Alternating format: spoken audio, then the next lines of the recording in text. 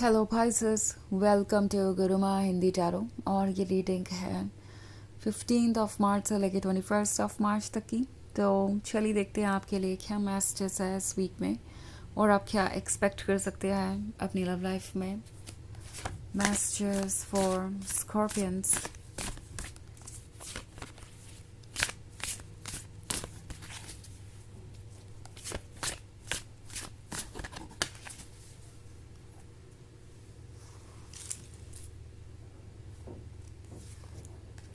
Page of Fire, Elder of Air,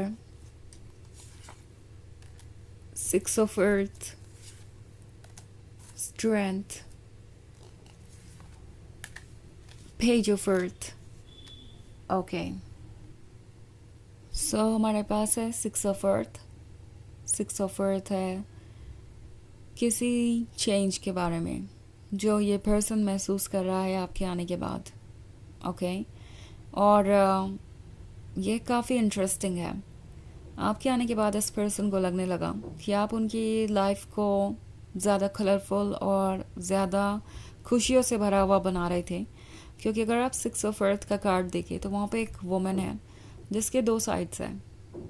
एक half उसका पूरी तरीके से लाइफलेस है, कलरलेस है, और दूसरा हाफ पूरी तरीके से ब्राइट है, लाइव है और लाइफ को एक्सपीरियंस कर रहा है। तो कुछ ऐसा ही इस पर्सन का हाल था जब वो आपसे मिले। वो बिल्कुल ही लाइफलेस सा महसूस कर रहे थे। शायद उनका कोई ब्रेकअप हुआ था या मे बी वो किसी रिलेशनशिप में कभी रहे ही नहीं, क्योंकि उन्हें कभी लगा ही नहीं कि कोई उनसे भी प्यार कर सकता है। और अगर ब्रेकअप हुआ था तो उन्हें लगने लगा कि अब उन्हें कोई और प्यार नहीं करेगा और जो कुछ भी हुआ उससे वो कभी उबर नहीं पाएंगे। एंड आपके आने के बाद चीज़ें चेंज हुई। इस पर्सन को बेहतर महसूस होने लगा।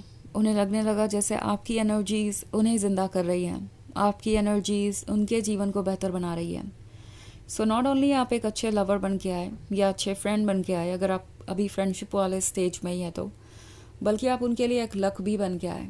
उन्हें ऐसा लगने लगा कि पता नहीं आपके आने के बाद सारी चीज़ें बेहतर कैसे हो गई। उनकी ज़िंदगी काफ़ी खुशहाल है आप। और अगर हम एल्डर ऑफ एयर का कार्ड देखें तो एल्डर ऑफ एयर किसी तरीके की ज़िद के बारे में है। हो सकता है ये पर्सन अभी इस लव को एक्सेप्ट करने के लिए तैयार नहीं है।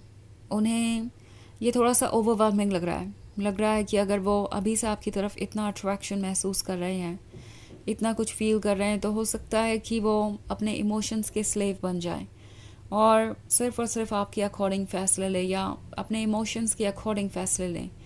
ये पर्सन इस बात से डर गया है। ऑल्सो इन्हें कुछ रिपीट होने का डर है, स्पेशली अगर इनकी सिचुएशन वो थी जहाँ पे ये ब्रेकअप के बाद आगे बढ़े हैं। तो इन्हें डर है कि अगर दोबारा ऐसा हुआ तो वो क्या करेंगे और कितना हार्ट ब्रेकिंग होगा ये, बिकॉज आपसे वो रियली कनेक्टेड है। एंड दूसरी तरफ एक डर ये भी है कि शायद वो चीज़ों को बहुत ज़्यादा सीरियसली ले रहे हैं। हो सकता है आप इतने सीरियस ना हो, वो कहीं ऐसा ना हो कि कुछ ज़्यादा ही सोच रहे हैं जबकि आप इतने भी इंटरेस्टेड नहीं हैं उनमें। तो बहुत सारे लोगों के लिए ये एक नया रिलेशनशिप हो सकता है कि ये आप ही के एक्स हों और पास्ट के एक्सपीरियंसेस को लेकर बहुत परेशान है। उन्हें लग रहा है कि कहीं फिर से वही इश्यू आया आप दोनों के बीच और आपने कहीं उन्हें अकेला छोड़ दिया। तो डिफरेंट तरीके से आप इंटरप्रेट कर सकते हैं अपनी सिचुएशन के अकॉर्डिंग। बट एक बात तो तय है कि चाहे ये पर्सन जैसा भी फील कर रहा हो, जो भी सोच रहा हो, जो भी कंडीशन हो इनकी, ये आपके बारे में भूल नहीं पा रहा है। ये आपके अलावा कुछ और सोच नहीं पा रहा है। पेज ऑफ फायर का कार्ड है तो ये पर्सन जानता है कि आप उनसे लॉयल हैं। ओके, नो मैटर व्हाट, आप एक ऐसे लवर हैं जो अपना 100% ऑफर करते हैं किसी भी रिलेशनशिप में, और जो आप कहते हैं वो आप करते भी हैं। आपके एक्शंस और वर्ड्स में सिमिलैरिटी होती है। ऑल्सो हमारे पास है स्ट्रेंथ का कार्ड। तो स्ट्रेंथ का कार्ड आपसे कह रहा है कि ये वक्त थोड़ा मुश्किल होगा आपके लिए, बिकॉज ये पर्सन थोड़ा स्ट्रेंज बिहेव कर सकता है। जैसे कि इनके थॉट्स ऑन एंड ऑफ है। कभी इनका दिमाग कहता है कि इन्हें आगे बढ़ना चाहिए, कभी कहता है कि नहीं।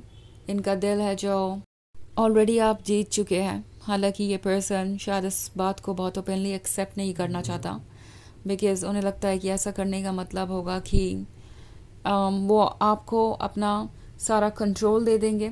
ऑल्सो पेज ऑफ अर्थ है। सो इस पर्सन को बहुत टेम्पटिंग लग रहा है आपका ये ऑफ़र, आपका लव, आपका ये प्यार। इस पर्सन के लिए वो सब कुछ है जो वो ढूंढ रहे थे, बट देन एक्सेप्ट करने से पहले डर रहे हैं कि कहीं ये एप्पल टॉक्सिक तो नहीं, कहीं ऐसा तो नहीं कि वो आपका ये लव ऑफ़र एक्सेप्ट कर लेंगे और उसके बाद उन्हें हार्ट ब्रेक मिलेगा इन दी एंड।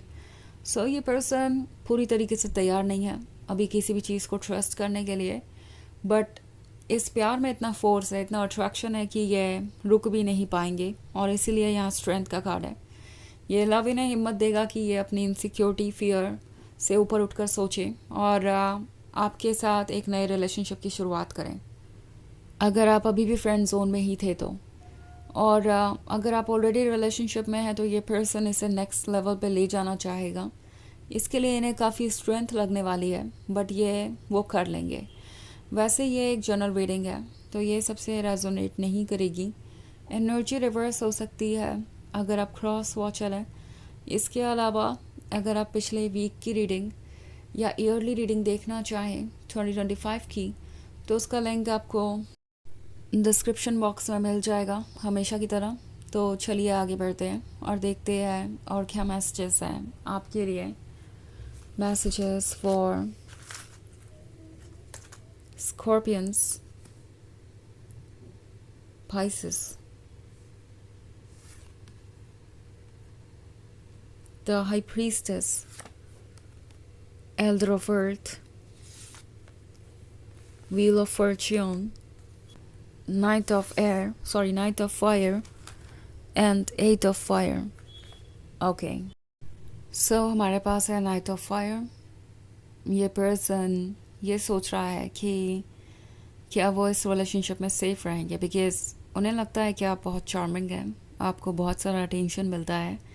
इस पर्सन को कभी कभी ये भी लगता है कि कहीं ऐसा ना हो कि आप एक प्लेयर हो। उन्हें ऐसा लगता है कि अगर आपके पास इतने सारे ऑप्शंस हैं, इतने सारे लोग आप में इंटरेस्टेड है, तो आप उन्हें रिप्लेस कर सकते हैं और ये आपके लिए कोई बड़ा काम नहीं होगा। तो इनकी इनसिक्योरिटी इस बात से भी है कि आप इतने परफेक्ट हैं, इतने ज़्यादा अट्रैक्टिव है, तो हो सकता है कि आपको जैसे ही उनसे कोई बेहतर मिले आप उन्हें भूल जाएं, या मे बी वो आपके लाइफ में बस इसलिए है क्योंकि टेम्प्रोरीली आप उनमें इंटरेस्टेड हैं।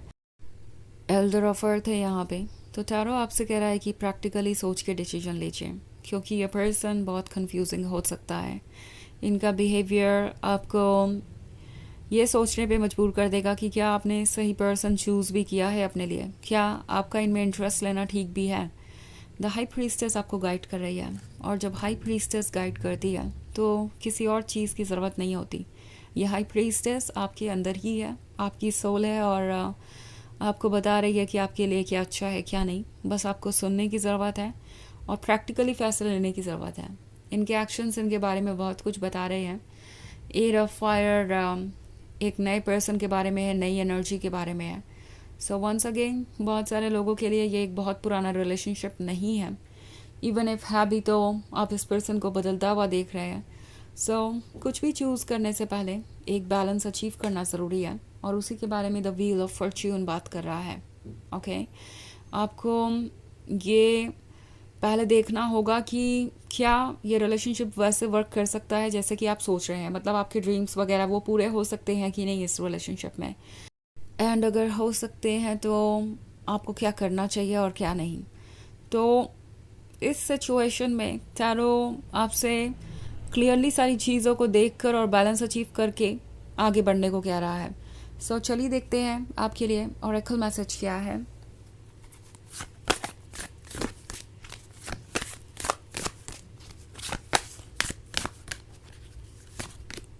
गैदरर। सो गैदरर आपसे कह रही है कि आपको फ्यूचर के बारे में सोच के आगे बढ़ना चाहिए।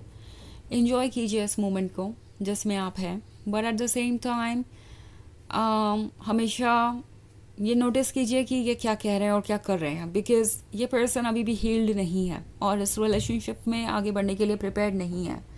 वो आपके क्लोज इसलिए आए क्योंकि आपके तरफ उनको एक अलग ही अट्रैक्शन महसूस हो रहा था, बट अभी इनका वर्क पूरा नहीं हुआ है, इन्हें खुद पे वर्क करना है। अभी ये किसी बात को लेके श्योर नहीं है। सो आपको ये श्योर होना पड़ेगा अपनी तरफ से कि आप ऐसी सिचुएशन के लिए रेडी है।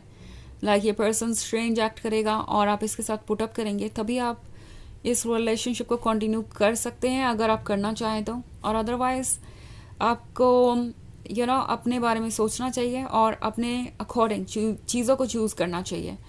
तो ये है रीडिंग इस वीक की। आई होप आपको अच्छी लगी होगी। Thanks for watching. Till next video, bye.